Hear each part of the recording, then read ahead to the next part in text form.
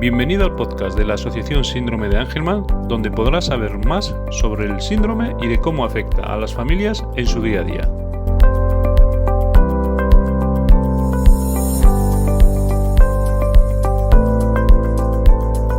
En el podcast de hoy explicaremos lo que es el síndrome de Angelman.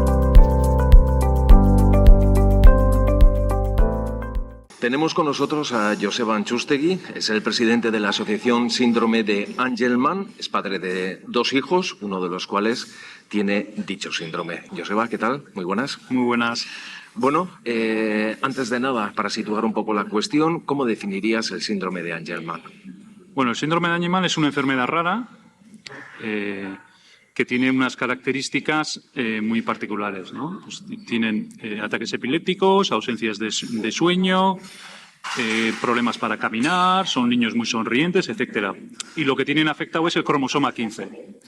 Y depende de la casuística de la afección, pues hay varias tipologías, pero todos dentro del síndrome de Angelman. Has comentado ya algunas de las características. ¿Puedes un poco profundizar en ellas? Sí, bueno. Suelen tener, básicamente les llaman también niños sonrientes, porque son muy alegres, están constantemente sonriendo, riéndose y son súper alegres en ese sentido. Suelen tener problemas de caminar también, ¿no? Les llaman también niños candelabro, porque suelen tener las manos alzadas para mantener el equilibrio. Hay niños que no llegan a caminar y hay otros que sí llegan a caminar, pero tienen problemas de equilibrio y psicomotricidad tanto fina como gruesa en este sentido. Suelen tener ausencia de sueño, es decir, les cuesta muchísimo dormir. Entonces, pues bueno, si el niño no duerme, los padres no dormimos tampoco en ese sentido. Entonces, pues bueno, ahí tenemos pues un poquito de dificultad, ¿no? Luego tenemos también ataques epilépticos que son muy recurrentes. Esas son un poquito algunas de las características. Y luego el tema de la comunicación, pues que tienen ausencia prácticamente del habla, por lo tanto, pues hay que buscar sistemas de comunicación alternativos para que los niños se puedan comunicar. A la hora de definir la enfermedad, has hablado de enfermedad rara. ¿Qué es una enfermedad rara y por qué? Una enfermedad rara es cuando afecta un porcentaje muy pequeño de la población. Suele ser normalmente, está estipulado por ley, no sé si es cada 15.000 recién nacidos. Entonces, pues existen muchísimas enfermedades raras en ese sentido, ¿no? Y una de las nuestras es, una enfermedad rara en este caso es el síndrome de Angelman, pues porque afecta a una población muy pequeñita. Pues según las estadísticas dicen que a uno entre cada 20.000, 25.000 recién nacidos. En España también, esos son un poco los datos. Esos son las estadísticas. La realidad nos lleva a otros datos, porque si hiciésemos ese cálculo, cada año nacerían un montón de síndromes de Angelman, ¿no? Y no se da el caso en ese sentido. Lo que pasa es que sí es verdad que ahora tenemos muchos síndrome de Angelman pequeñitos, vamos a decir, o porque el diagnóstico es muy rápido. Y claro, hace 20, 30 años la genética y los diagnósticos no eran tan... Entonces, pues lo que se hacía es englobaba todo lo que se llamaba entonces un retraso mental madurativo, etcétera. Entonces, pues sí sabemos que hay personas con síndrome de Angelman mayores, pero que no están diagnosticadas. Y hoy en día, pues cuando vas al médico con un retraso o lo que sea, enseguida hacen todo lo posible para buscar un diagnóstico concreto, ¿no? Pero las estadísticas, vamos a decir, dicen que es uno de los datos, pero la realidad es otra. Has dicho que se ha mejorado, ¿no? A la hora de detectar la enfermedad, ¿cómo se detecta? Al ser una enfermedad genética, tiene que ser por pruebas genéticas, ¿no? Entonces, lo que hacemos es... Pues una familia que nota algún retraso va al neurólogo y el neurólogo se dedica a hacer diferentes pruebas. Normalmente suelen hacer una primera que es la prueba de Array, que le llaman, que es un barrido de muchas enfermedades raras, pero que son comunes, ¿vale? Por ejemplo, el síndrome de Down es una enfermedad también que se detecta en ese espectro, ¿no? Entonces, de esas pruebas, una de las variantes que ve es el síndrome de Angelman. Entonces, en esa prueba que se hace, se ve si el niño tiene o no tiene síndrome de Angelman. Si da positivo, ya el neurólogo lo que hace es unas pruebas más determinantes y más concretas para saber cuál es la tipología. Pues porque tenemos un poquito, pues puede ser porque tiene una delección, una microdelección, un defecto de impronting, etcétera. Hay casuísticas diferentes, ¿no? Dependiendo de la afección que tenga el gen. Supongo que con el diagnóstico, pues los médicos darán, una primera información, algún tipo de información, de ayuda. asesoría, bueno, porque el camino que empieza entonces es bastante largo y las familias necesitan, bueno, saber un poquito a qué se van a enfrentar, ¿no? Bueno, la realidad no es esa. La realidad es que hay mucho desconocimiento incluso entre los propios médicos, ¿no? Hay médicos en los que hay familias a las que les dicen, bueno, tu hijo tiene un síndrome de Angelman y mira, hay una asociación y llámales y ponte en contacto con ellos.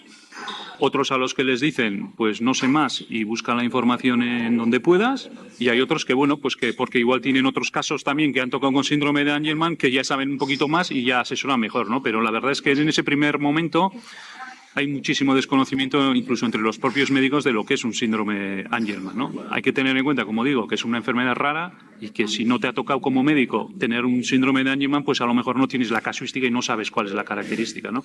Entonces sí hay un poco una laguna en ese sentido en lo que es en el acogimiento, vamos a decir, o en la hora de notificar a las familias, pues que su hijo ha dado positivo el síndrome de Angelman y en explicarles lo que tienen que hacer o cómo tienen que actuar. Recibes el diagnóstico, tu hijo tiene síndrome de Angelman, en la pareja, en la familia, ¿cómo se gestiona eso? Pues se gestiona como se puede, ¿no? Como todo. Hay que tener en cuenta que es un duro golpe. Bueno, si vamos al médico es porque vemos que ya hay algún tipo de retraso, ¿no? Lo que no sabes es cuál es. Entonces, con el diagnóstico lo que haces es atiras el tiro, ¿no? Es decir, ya sabes cuál es. Entonces ya, pues buscas en Internet, te pones en contacto con gente, etcétera, entonces ya sabes un poquito cuáles van a ser las afecciones. Pero es un proceso que tiene que hacer cada familia y cada persona. Es como un duelo, vamos a decir, ¿no? Entonces, hay familias que enseguida le dan la vuelta y hay familias que les cuesta más, ¿no? Entonces hay familias pues que se ponen en contacto enseguida con la asociación para pedir información, asesoría, etcétera, y hay familias que tardan muchísimo tiempo pues porque no quieren ver a otras familias, a otros niños que tienen el mismo síndrome, ¿no? Entonces, nosotros desde la propia asociación lo que hacemos es intentamos respetar en ese sentido las pautas o lo que cada familia necesita. Pero es un duro golpe. O sea, estamos hablando de que te están diciendo que tu niño tiene un síndrome raro, incluso muchos médicos te van a decir que no va a hacer 1000 cosas, que cuando luego realmente los hacen, ¿no? O sea, entonces, sí es verdad que los médicos tienen que asesorar también, pero no pueden hundir a una familia en la miseria cuando te dicen no va a hablar, no va a caminar, no va a hacer no sé qué, no va a hacer no sé cuándo. Bueno, vale, pues igual sí, igual no, ¿no? Entonces, intentamos desde la propia asociación respetar las fases de la familia que tiene que asumir la propia familia, ¿no? En ese sentido. Joseba, comentabas que es una enfermedad genética. Nos ponemos en el caso de una familia que tiene varios hijos o, que piensa tener más hijos en el futuro, ¿no?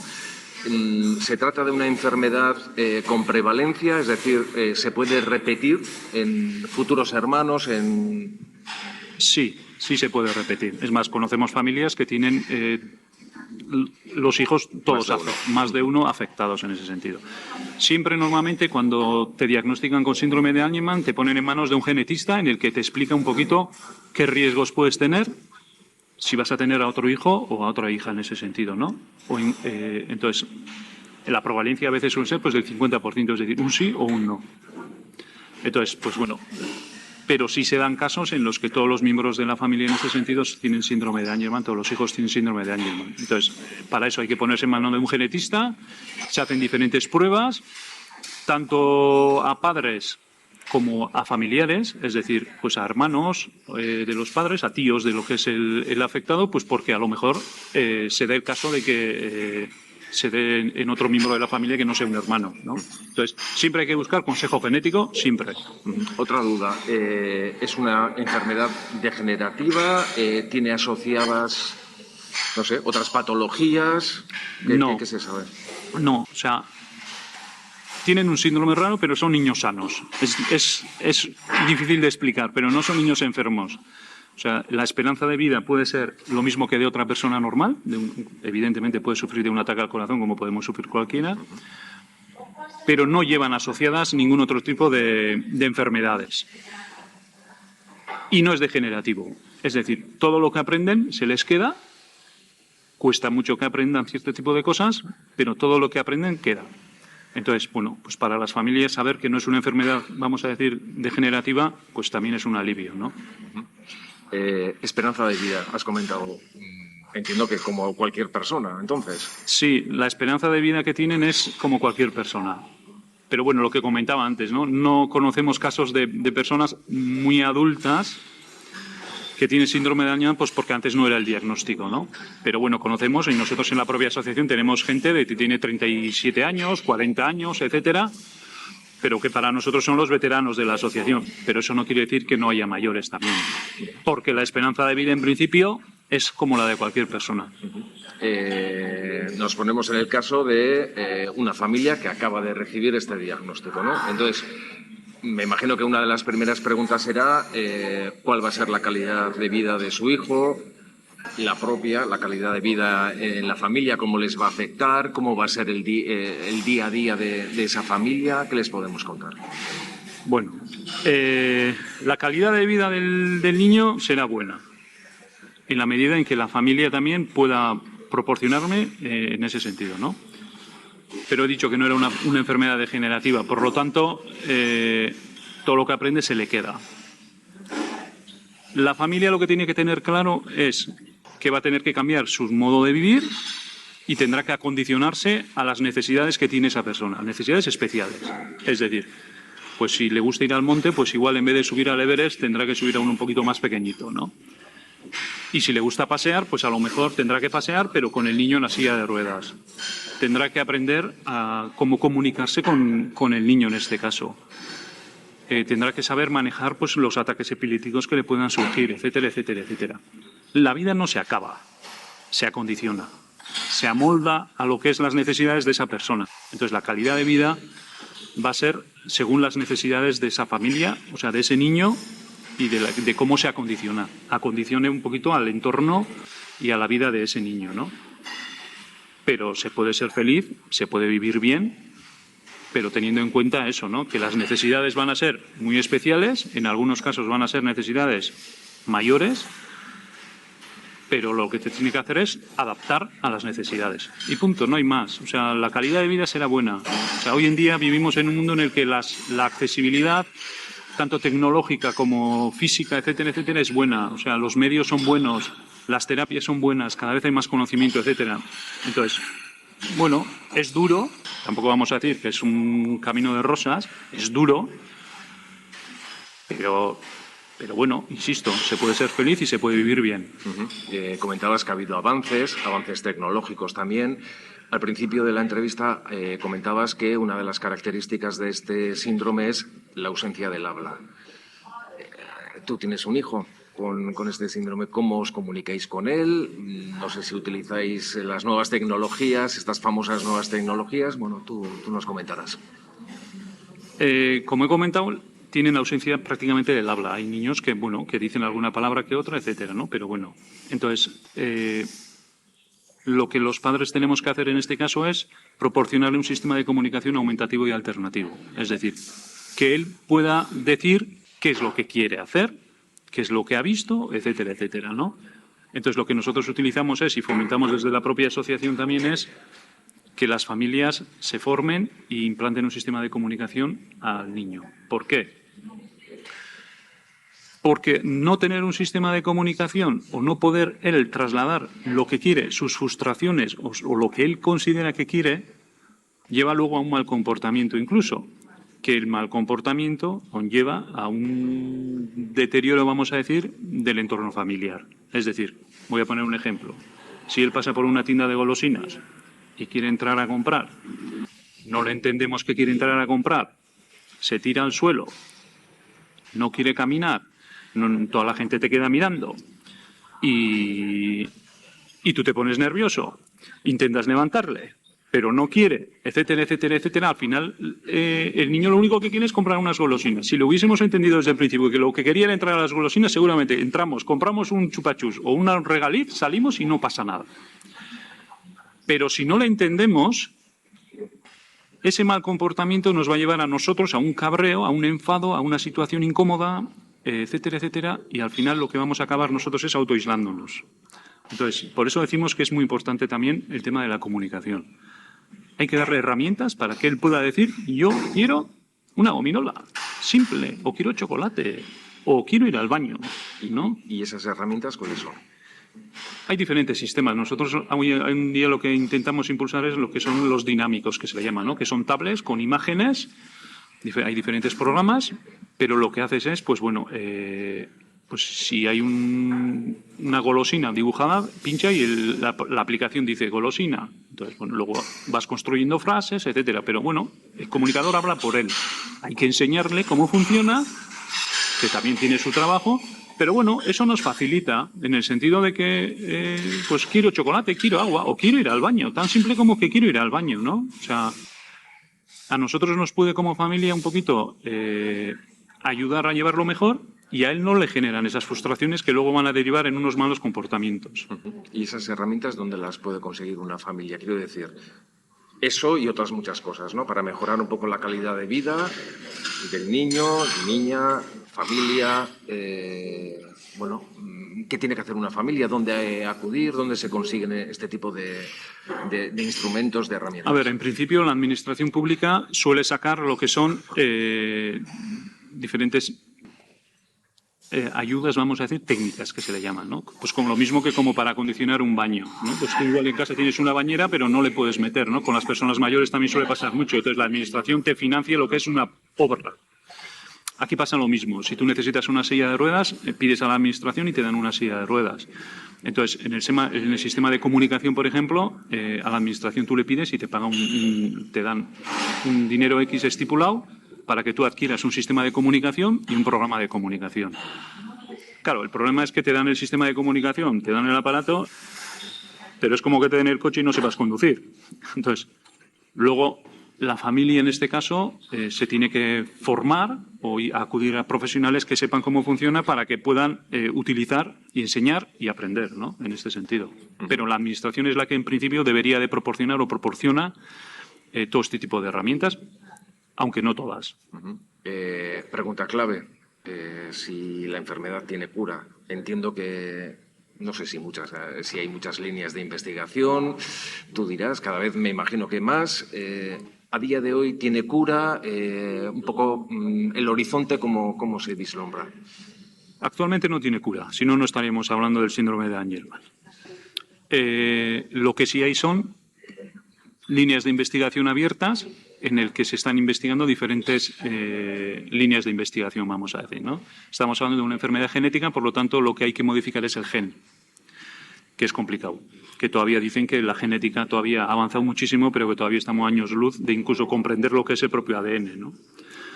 Entonces, hay líneas de investigación abiertas. Por ejemplo, el síndrome de Angelman se da por el cromosoma 15, como he comentado, pero por la línea materna. El error, vamos a decir, es en la línea materna. Entonces, hay líneas de investigación abiertas para que se silencie, por ejemplo, el cromosoma 15 materno y se active lo que es el paterno. Entonces, se supone, vamos a decir, que si el defectuoso es el 15 materno y lo silenciamos, es decir, que el cuerpo no lo lee y lee el que se supone que está bien, que es el paterno, se supone que debería de desaparecer lo que es el síndrome de Angelman. Claro, lo que parece tan simple de explicar no es tan simple. Estamos hablando de que al cuerpo lo que está programado a hacerlo genéticamente lo tenemos que modificar. Y ahí también entra un poquito lo que es la ética, ¿no? Hasta qué punto podemos llegar a entrar en modificaciones genéticas para corregir o no este tipo de síndromes, que puedes abrir puertas, pero que luego también se abren puertas para otro tipo de cosas, ¿no? Entonces hay líneas de investigación en ese sentido, en el que lo que quieren es, vamos a decir, modificar el gen, silenciar el materno para activar el paterno. Pero claro, una cosa es la teoría y luego cómo se lleva a cabo, ¿no? Pues es muy invasiva. Dicen que, bueno, que hay investigaciones que es muy invasiva. Hay que modificar en el propio cerebro, incluso algunas veces en la columna vertebral. Entonces, bueno, pues hay líneas de investigación abiertas de cómo hacerlo, otros cómo que no sea tan invasivo, y luego también hay investigaciones que en la propia Universidad del País Vasco es para entender lo que es el propio síndrome, porque todavía no se entiende cómo es, ¿no? Una duda, si en tu familia no ha habido precedentes, ¿cómo puedes saber si tienes algún tipo de riesgo de que tu hijo tenga síndrome de Angelman? No puedes saber. O sea, es decir, los que tenemos un hijo con un síndrome de Angelman no tenemos antecedentes, en principio conocidos por lo menos, de ningún otro síndrome, vamos a decir, raro, ¿no? es como que te toque la lotería, en este sentido. Entonces, no sabemos, no puedes saber. Es como que te toque otro tipo de enfermedad rara, no sabes, te ha tocado y ya. Hay algunas que son genéticas, que pasan de padres a hijos, etcétera, pues bueno, ahí ya sí hay más esto, pero por ejemplo, este tipo de enfermedades no puedes saber que a tu hijo le vaya a tocar o no. Por eso cuando se da un caso como positivo con síndrome de Angelman, se hace un informe genético de toda la familia, de tíos, etcétera, por si lo mismo que le ha sucedido a él le puede suceder a otro miembro de la familia, porque estamos hablando de que el error da en el materno. Pero cuando un ser, vamos a decir, se crea, los padres, los dos, le pasan al niño un par de cromosomas de cada uno y el propio cuerpo activa unos y silencia los otros. Entonces puede ser que venga de generación en generación, silenciado, silenciado, silenciado, y en este caso se haya activado, ¿vale? Entonces, por eso se hace un informe genético de toda la familia para que se vea si se puede dar en casos de otras familias. Bueno, terminamos ya, Joseba. Bueno, el primer consejo entiendo que es, cuando recibes una noticia así, el ponerte en contacto con la asociación. La ayuda es evidente. Bueno, en vuestro caso, ¿cómo una familia se puede poner en contacto con vosotros? ¿Qué tiene que hacer? Bueno, lo que hacemos todos, ¿no? Cuando entramos en Internet, ponemos síndrome de Angelman y te sale. Entonces ahí tenemos las formas un poquito de contactos, tenemos teléfonos, correos electrónicos, etcétera, y la familia pues lo que hace es llamar o mandar un correo diciendo, bueno, pues a mi hijo le han detectado un síndrome de Angelman y no sé qué hacer. Y es cuando un poquito lo que la asociación lo que hace es asesorarle un poquito, pues que se lo tome con tranquilidad, que no se acaba el mundo, lo que he comentado antes, y que bueno, que es una carrera larga, pero que se puede hacer, ¿no? Asumiendo siempre pues las necesidades que va a tener el niño y que la familia se va a tener que adaptar. Pues Joseba Antxustegui, presidente de la Asociación Síndrome de Angelman, gracias por aclararnos todas estas dudas y hasta la próxima. Muchísimas gracias.